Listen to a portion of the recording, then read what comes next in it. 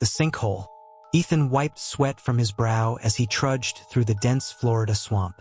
The air was thick with mosquitoes and the putrid stench of rotting vegetation. He'd been hiking for hours, searching for rare orchids to photograph for his botany blog.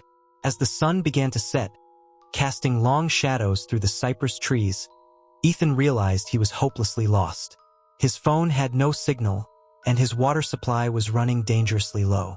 Panic began to set in as he stumbled through the darkening marsh. Suddenly, the ground beneath his feet gave way. Ethan plunged into icy, black water. He thrashed wildly, struggling to keep his head above the surface. The sinkhole had appeared out of nowhere, a gaping maw in the earth eager to swallow him whole. Ethan's fingers scrabbled at the muddy edges of the hole, desperately trying to find purchase. But the soil crumbled away at his touch. He could feel himself being slowly sucked downward into the abyss. As he sank deeper, Ethan's foot brushed against something solid in the murky depths. Hope flared in his chest. Maybe it was a tree root he could use to pull himself out. He kicked his legs, trying to hook his foot around the object. But then the root moved. Ethan's blood ran cold as he felt something long and sinuous wrap around his ankle. Whatever it was alive, and it was pulling him down. He opened his mouth to scream, but only managed to swallow a mouthful of fetid water. The thing around his leg tightened its grip, dragging him further into the darkness. Ethan could see nothing in the inky blackness, but he felt more tentacle-like appendages snaking up his body. His lungs burned for air as he was dragged deeper and deeper. In his oxygen-starved delirium, Ethan's mind conjured images of ancient, forgotten creatures awakening in the lightless caverns beneath the earth. Monstrous things that had slumbered for eons, stirring at last to feed. Just as Ethan's vision began to fade, his head broke the surface. He gasped, drawing in huge lungfuls of dank, stagnant air. He was in some sort of underground cavern, floating in a vast subterranean lake. Phosphorescent fungi clung to the cave walls, casting an eerie blue glow over the water. The weak light revealed glimpses of massive, shadowy shapes moving beneath the surface. Ethan felt the brush of scales against his legs as unseen creatures circled him curiously. A gurgling sound echoed through the cavern. Ethan turned to see a whirlpool forming in the center of the lake, a swirling vortex leading to unknowable depths. The current began to pull him towards the maelstrom.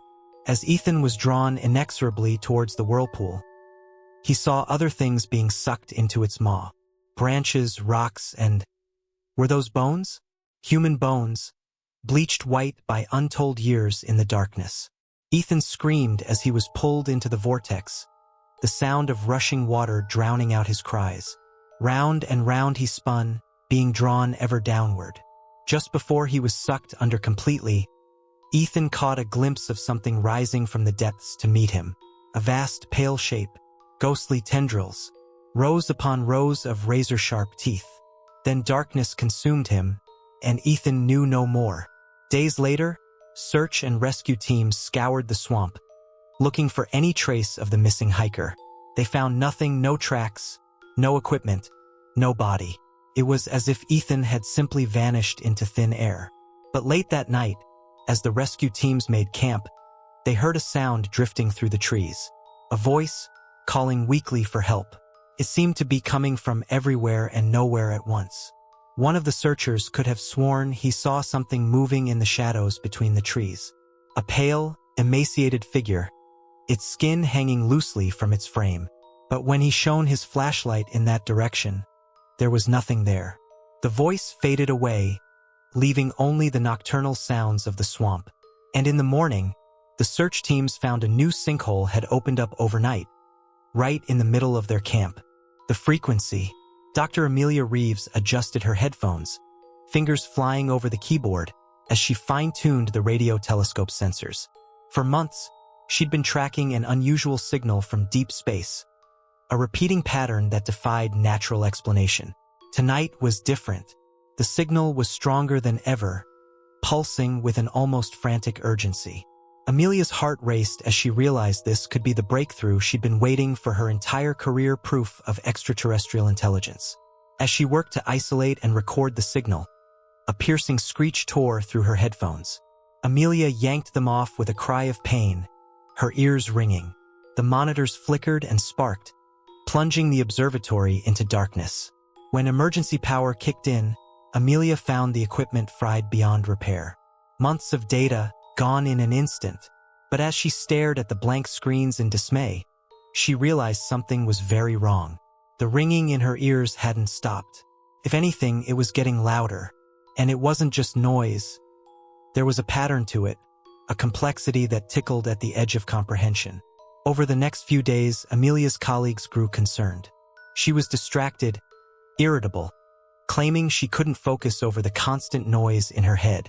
But no matter how many tests they ran, the doctors found nothing wrong with her hearing. Amelia knew the truth. The signal hadn't been destroyed. It was inside her now, burrowing deeper with each passing hour. She could feel it worming through her thoughts, rewriting neural pathways, reprogramming her mind for some alien purpose. She tried to fight it, to hold onto her sense of self. But bit by bit, her memories began to slip away, replaced by glimpses of impossible geometries and vistas of stars she'd never seen. A week after that fateful night, Amelia vanished from the observatory. Security footage showed her walking into the woods in the middle of the night, moving with an unnatural, jerky gait. The police search found nothing. It was as if she'd disappeared into thin air. But in the months that followed, reports began to trickle in from around the globe.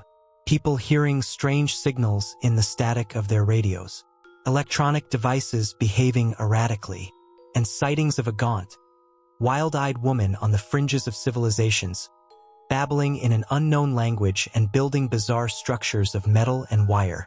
5 years later, Dr. Marcus Chun picked up an odd signal on the very same radio telescope. As he leaned in to study the readout, his blood ran cold. The pattern was familiar, it perfectly matched human brainwaves. And encoded within it was a message, repeating over and over, "I am beyond the threshold. I have seen what waits between the stars. And now I'm coming home." The signal grew stronger with each passing second.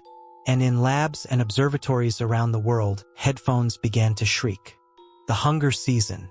Jack Hawkins cursed as he trudged through the knee-deep snow. The blizzard had come out of nowhere, transforming the serene Alaskan wilderness into a howling white hell. He'd been stupid to stray so far from his cabin, but the hunting had been poor lately. His food stores were running dangerously low.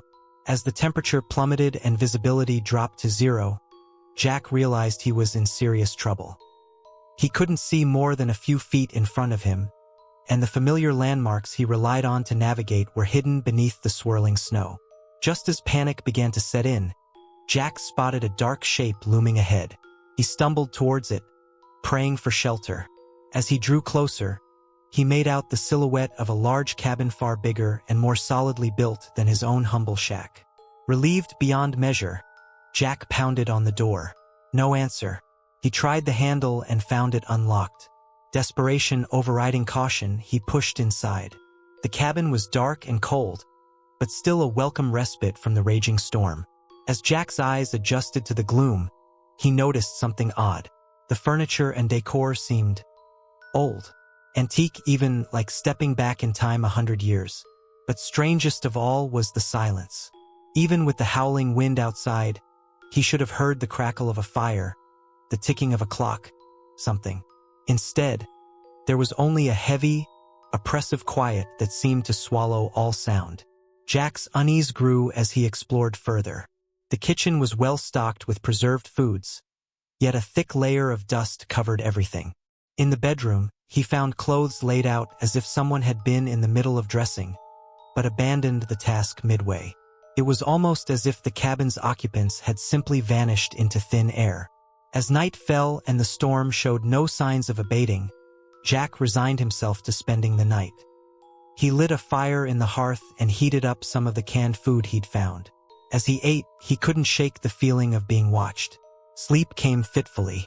Jack tossed and turned, plagued by strange dreams. He saw flashes of people in old-fashioned clothes, their faces gaunt and eyes feverishly bright. They moved with jerky, unnatural motions, like marionettes controlled by an unskilled puppeteer. He awoke with a start in the pitch darkness, heart pounding. The fire had gone out, and the temperature in the cabin had dropped dramatically.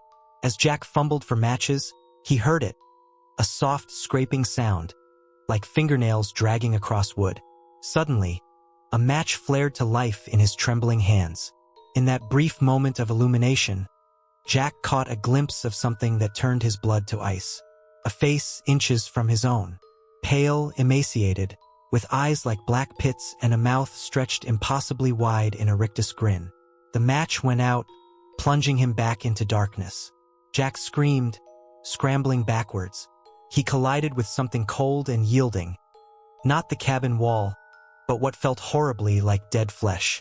Panic lent him strength as he fought his way to the door, pursued by the sound of shuffling footsteps and raspy breathing.